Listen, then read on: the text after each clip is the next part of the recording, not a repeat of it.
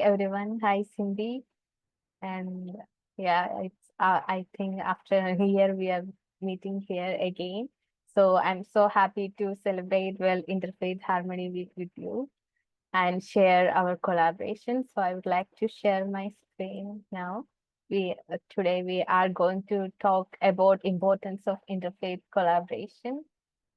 And yeah, so I today Samira is joining us our conversation. So she is from URI, United Religions Initiative.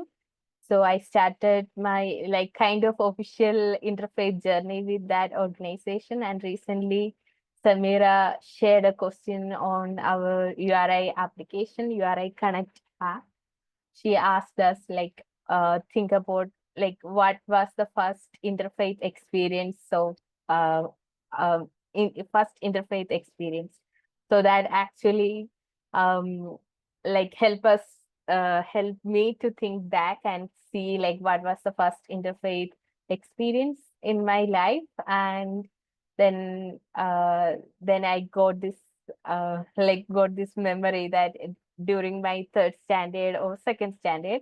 I'm not sure like which standard I was studying that time, but I celebrated Ramzan with my neighbors, and I went to a mosque, went to a mosque and offered prayer with my neighbors, and I celebrated Ramzan with my friends.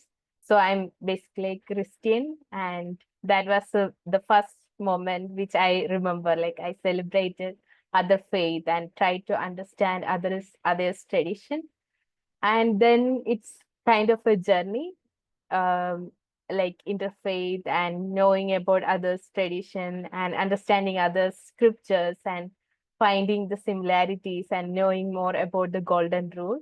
That was the kind of beginning, and officially I become like an interfaith peace builder in the year 2009 when I was in ninth grade. Then United Religions Initiative started their cooperation circle in our school. So that's like kind of an official journey, like hosting interfaith dialogues and started talking about others' faith and coming for a peace circle.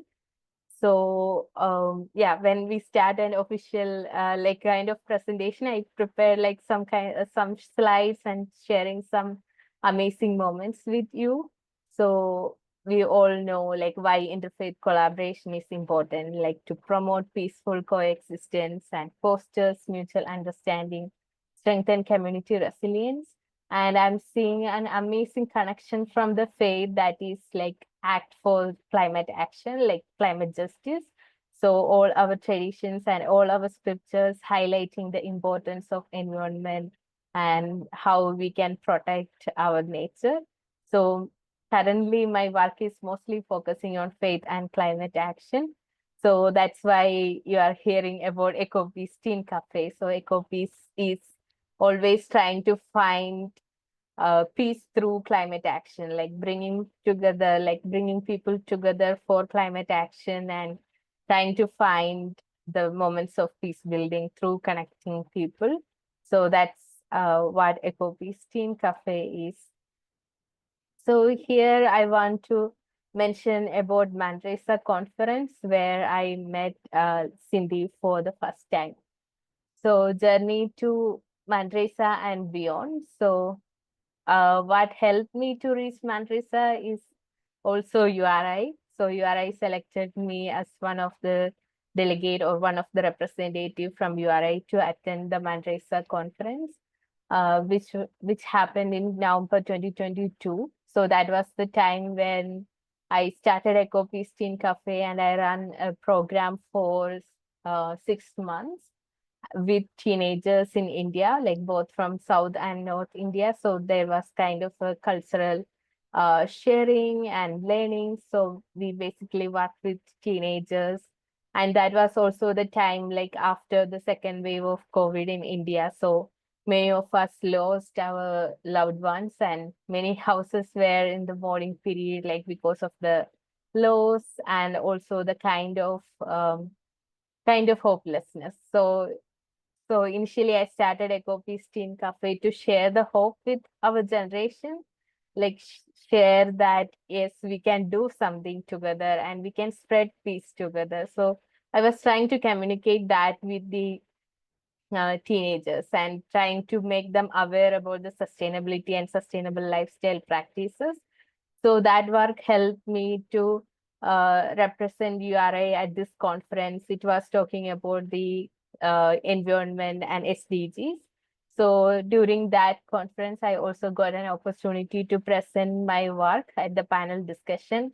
And that also, like after that presentation, me and Cindy got connected. We had a conversation about EcoPeace Teen Café, and she asked me like what motivates me to do this initiative and what's your plan ahead. So then I shared like I'm doing still EcoPeace Teen Café is an independent project. It's not kind of an organization. It's an independent project and connected to URI as a cooperation circle of URI multi-region. So like as everyone, we also were struggling with financial resources. Like during that time, I was not sure like how the next year looks like, because I'm like, I don't have that financial stability to run this project again. So I was depending on a very small fund. So Cindy offered me this like this financial opportunities and financial support to do this program in UK. So then we had a conversation, and this is also a picture from Manresa. This is the moment where I asked, Cindy was one of the panelists for another panel discussion. So I asked her a question. So that I believe that this question is also like kind of a moment which give an opportunity to talk with Cindy. So I'm sharing this picture because to highlight how important networking is, how important to talk about our work to others, like how we can connect with people and other organizations and create the moments for future collaborations. So I was seeing that and I was experiencing those moments in Spain. And after like 6 months of conversation, we launched EcoPeace UKIYN EcoPeace Café in 2023 by the UK Interfaith Youth Network as part of the Religions for Peace UK, as an online education platform that empowers young individuals. So EcoPeace Teen Café, it mostly focusing on teenagers. When we did it for UK, we focused mostly for the young people, like the youth. And we were mostly focused on the eco-social and peace-building actions within and also outside the faith communities. And then we aim to equip, support, and empower to take sustainable actions through actionable toolkits and community building. So we did like 16 sessions from July to December, like July to January that time. And then we also had opportunities to connect with UK youth, and then there were like some participants from Africa. So I'm still connected with them, and now they started their own NGOs and their own work in different places. So EcoPeace also act as a platform for many change makers to explore their journey and come up with their own idea and practicing it.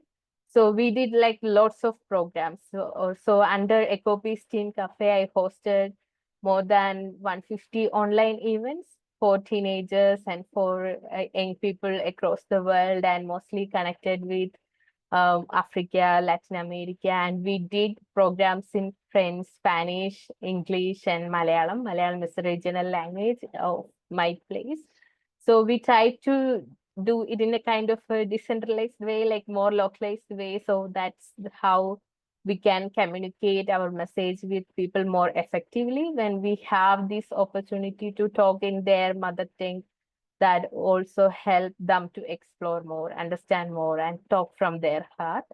So that's what we try to do through EcoPeace Teen Café. So last year at Day Celebration, we I always like kind of like focusing on global partnerships and bring global people through Zoom. But this time during Earth Day celebration in 2024, I was trying to connect my local community, like my own neighbors. So you are seeing my neighbors here in this photo. So we arranged an EcoPeace garden at my home and invited my neighbors to my home and plant saplings during that event.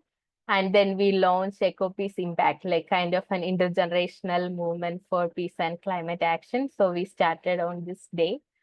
So then during this event, I tried to communicate like what I am doing with my community. So still then they were not aware of what I am doing or what is peace building or what is like eco peace or anything about my work. But after sharing with them, the community itself giving me a lots of support and they wanted to learn more, and especially the children and young people, they really wanted to know more about what is happening in EcoPeace Cafe and when is next event. So there were like lots of enthusiasm and support is coming from the community. So so I just echo like whatever we do, share it with our community also. Sometimes we look for big partnerships, but sometimes like there are like lots of resources in our own grassroots communities just with our neighbors. So take a moment to share our work with the neighbors and also the community. So these are some of the pictures where I partnered with Catholic community here in Kerala and the school groups um, in Kerala for celebrating Earth Day and also having like some kind of action-oriented workshops like that. So we did not just Zoom account, but also we did some kind of in-person activities. So these are some of my projects. EcoPeace Teen Café, EcoPeace Open Cafe. It's open for everyone.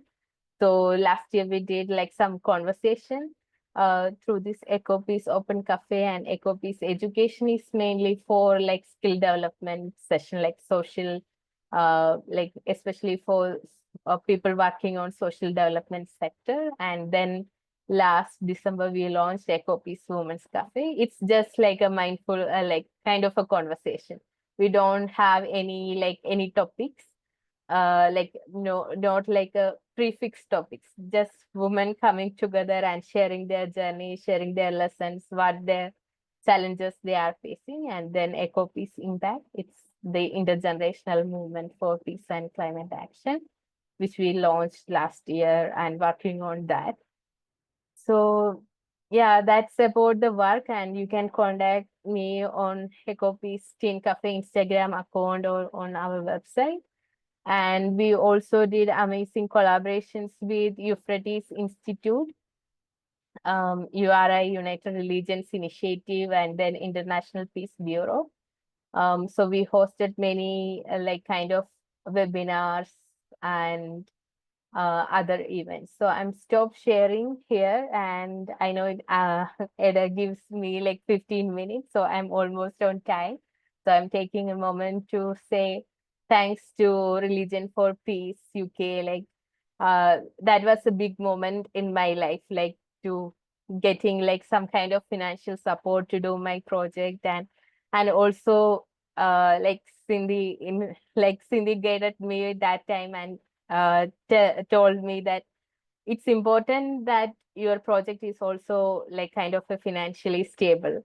And I'm still struggling on making that stability, but that's kind of like an advice from Cindy, like you can keep volunteering, but once only a project getting successful when it's like financially also sustainable.